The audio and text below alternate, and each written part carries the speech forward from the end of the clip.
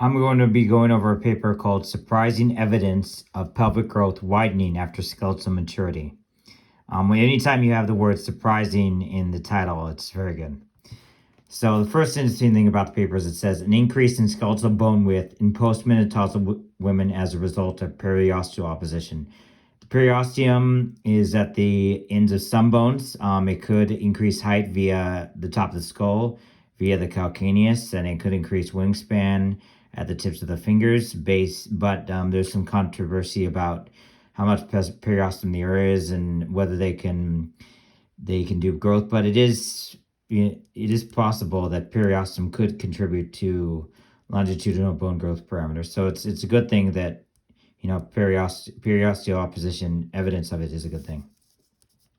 The first thing is that they say they address selection bias. As patients become more obese with age, the greater distance between the pelvis and plane radiographic plates would increase, inducing greater magnification on x-rays and apparent increases in pelvic dimensions.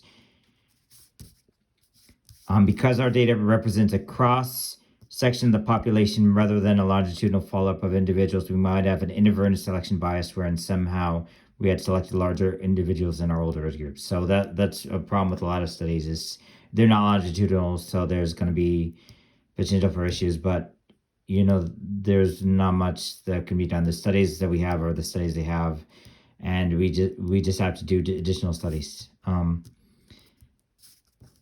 So they also point out that the diameters of femur has, as they do not periosteum with which to produce a positional growth. So we have here, I added the pubic synthesis right here because that could potentially increase in width as well, because there's cartilage here. And there's some evidence that it increases in width during pregnancy.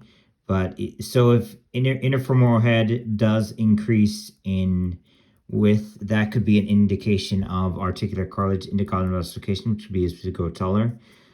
These other parameters are mainly an indication of bone width. But they also measure vertebral height, which is very interesting. We see right here. So here you can see that the L4 vertebral height versus age increases by 0.9.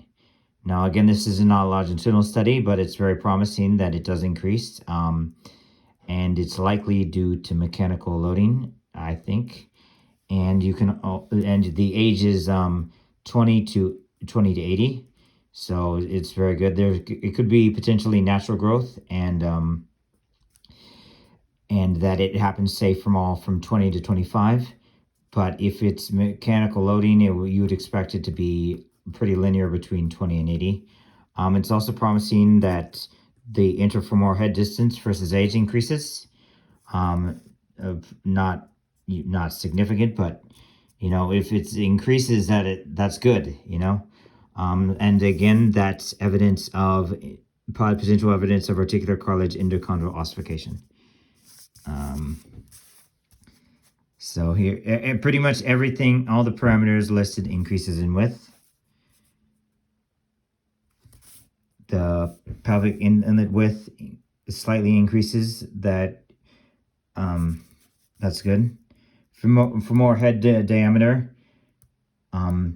So if that increases, that's potentially again an evidence of articular cartilage intercausal ossification. They say, the L4 vertebral height did not increase in a significant manner, but it did increase. So that's good, right? Okay, so what's interesting about this, you can see, so if it is due to mechanical loading, you'd expect it to increase linearly, but whereas if it's natural growth, you'd expect there to be a slight peak. It would to go like this and then level off, because if it was like all between like 20 and 21, but it does seem to be very slightly up, especially more in the females than in the males. And that could again be evidence of pregnancy and relaxin. You can see that there's all these abnormalities in females of vertebral height. So that could all be due to relaxin, because you'd expect to get more pregnancy as you age, rather than more females are likely to be pregnant as they grow older. Um, yeah. So you see all these abnormalities, and with the mechanical loading, you'd expect there to be more abnormalities because not everyone is mechanically loading the same. So you'd expect some people to have a greater increase in vertebral height than others because their mechanical loading is in such a way that it increases vertebral height. So I think it's very promising that we have these outliers, and maybe these outliers just crack the code, and they're doing they had that pregnancy, or they're obese or whatever, and they're loading in such a way that their vertebral height is increased. And we see these abnormalities more in the older age group than we do in the younger age group, likely because they just have more mechanical loading than the younger age group does. But it's not a perfect analogy, but I think it is promising. So they say that the widening of the pelvis disc was simply due to periosteo appositional bone formation. So they think that the widening of the pelvis was not due to periosteo appositional bone formation because we observed no significant change in pelvic inlet width, whereas apositional formation would presumably result in a reduction of the width of the inlet. If periosteal apposition is due to the previously described bone enlargement in response to osteoporosis, one would expect that there would be more marked differences between the enlargement of male and female subjects, as well as significant change in the slope of the line as represented by triangular decade means after age 45 in women, which we did not observe in this data. The significant increase in interfemoral head distance cannot be explained by simple periosteal opposition and would appear to require some conformational change in the pelvis.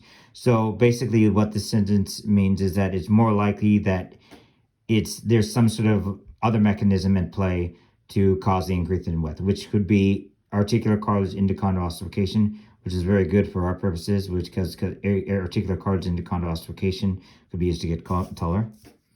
You can see that vertebral width increases with age, and again we see more abnormalities as they age, which gives more credence to that it's based on mechanical loading, because with mechanical loading you'd expect outliers, because some people are doing better mechanical loading than others, and that's why you'd expect these outliers. Whereas if it was due to like hormonal changes, you'd expect a more even distribution. Our first thought is that the enlargement was due to the calcification of the deepest layers of cartilage, apparent enlargement only. So again, calcification, articular cartilage endochondral ossification, which could be used to get taller. But 3.3 millimeters of enlargement of the diameter would represent 1.6 millimeters of the calcification of the cartilage on each side of the head over the years from age 20 to 80, which seems to be a great deal of calcification, as the total thickness of the cartilage is only 2 to 3 millimeters. So they're saying that if it is due to articular cartilage endochondral ossification, that's a lot of articular cartilage endochondral ossification. So there may be other factors at play. So overall, I think this is a very promising study, especially the increase in vertebral width, although they did not find it statistically significant. So we'd have to validate it by other methods. But I think that the widening is definitely very promising because, like I said, this width could be due to articular cartilage endochondral ossification, and that could be used to get you taller. So I think this is a very promising study, and yeah, I think it has a lot of interesting things to follow up on.